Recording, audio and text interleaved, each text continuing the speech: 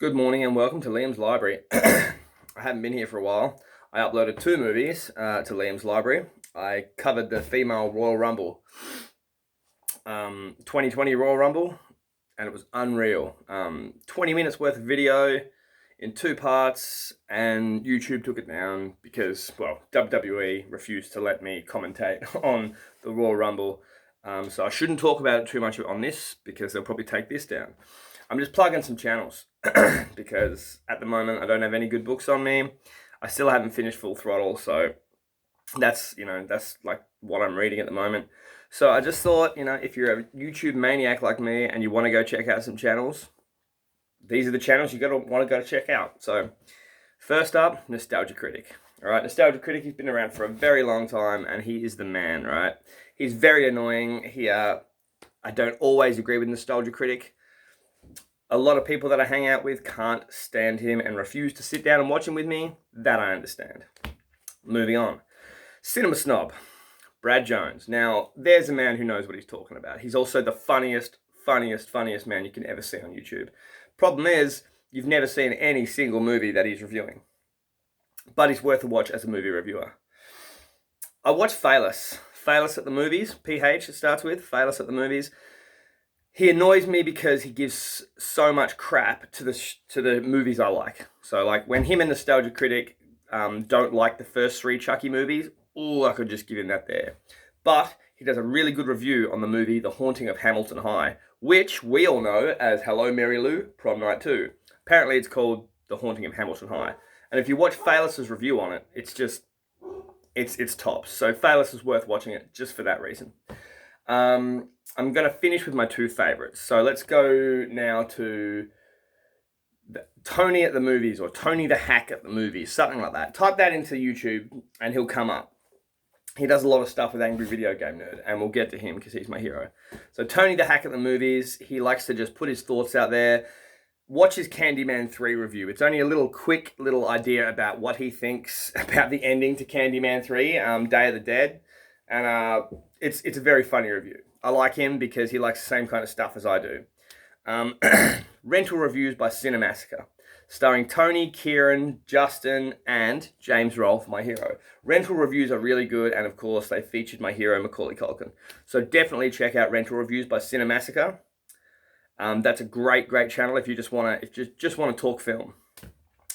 Then let's get to Bunny Ears. Now, Bunny Ears is Macaulay Culkin, Mac, my hero, okay?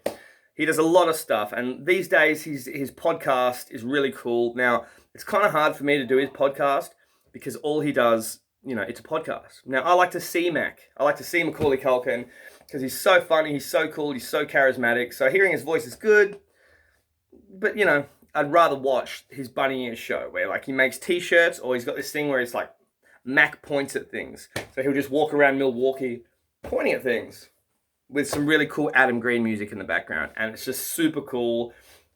And he's just so cool with who he is. Yeah, so anything Macaulay Culkin on YouTube, trust me, unless it's someone else trying to, like, give shit to child stars and saying that they're no good.